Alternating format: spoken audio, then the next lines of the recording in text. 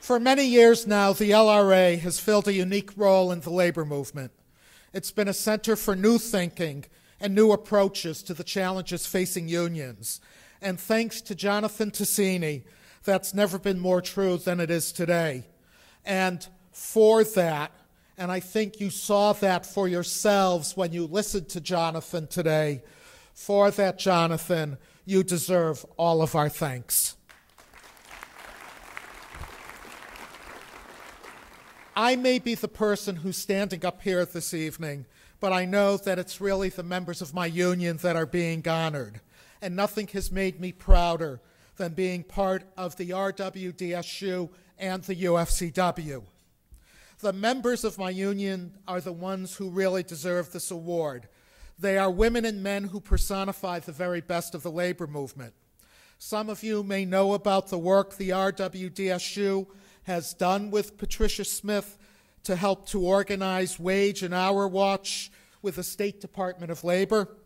It's like a neighborhood watch program, but to stop employers from ripping off workers.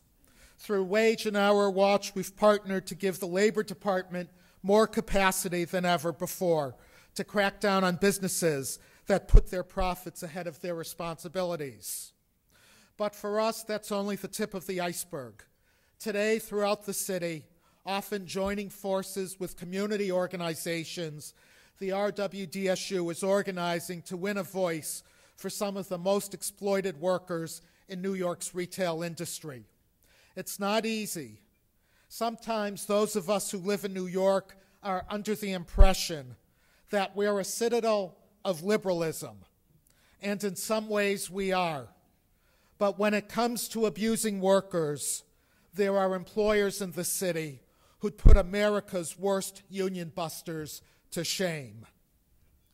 But despite the threats and the intimidation and the harassment, there are always workers with the courage to stand up and say that with a union, the way things are isn't the way things have to be. That's how it was at a chain of retail stores called Yellow Rat Bastard. Workers who were underpaid to begin with were then being cheated out of what little they were earning. As some of you may know, the RWDSU teamed up with a community group called Good Old Lower East Side.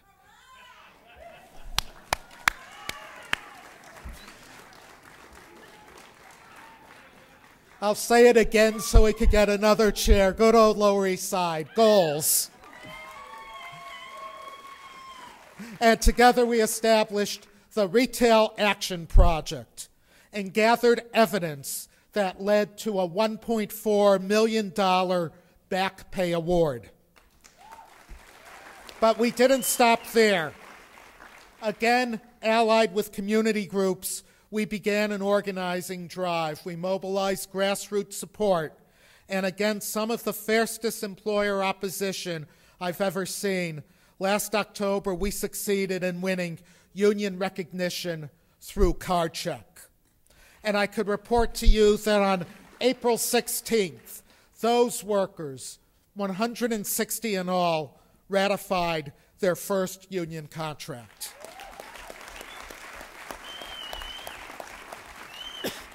Now we're working with SEIU Local 32BJ, the New York Building Trades, other unions, and a lot of those same community groups to change the way New York City does economic development. For example, we're saying that in exchange for the tax exemptions being given to develop the Kingsbridge Armory as a shopping center, the developer ought to guarantee that the jobs created there provide a living wage, health care, and protect the right of workers to organize. And that is true throughout New York City and New York State, and that is why we need IDA reform. And I should add, Tricia likes that, and Mike likes that too, and I like that too. And I should add that my union is not just focused on New York. One of the worst employers in this country is the poultry industry. It's no exaggeration to say that even the best poultry processing plant is still a miserable place to work. Each day, poultry workers, mostly women and almost all Black or Latino, stand in place and use their hands to cut up, literally, thousands of chickens every day whizzing by on a conveyor belt. It's not a job anyone wants to have, but in much of the South, it's the only work you can get. That's how it is in Phoenix City, Alabama. More than 550 men and women in Phoenix City work for a poultry company called Alitrade. Well, last fall, in one of the most conservative, anti-union regions in this country, those workers, again through card check, won RWDSU representation. And last month, they ratified their first union contract, too. New York City and Phoenix City may seem to be worlds removed from each other, but the common denominator is that people working at poverty wages, barely holding on by their fingernails, looked to the labor movement to offer a path to the middle class. And that is why the fight for strong labor laws is so critically important. Because for every Yellow Rat Bastard and Alitrade Poultry that's been organized, there are thousands of other workplaces that ought to be. President Obama understands that. So does Vice President Biden. But not everyone in Congress gets it. One who doesn't is Blanche Lincoln of Arkansas, who casts one of Walmart's votes in the United States Senate. Senator Lincoln did support the Employee Free Choice Act, but that was when it stood no chance of winning.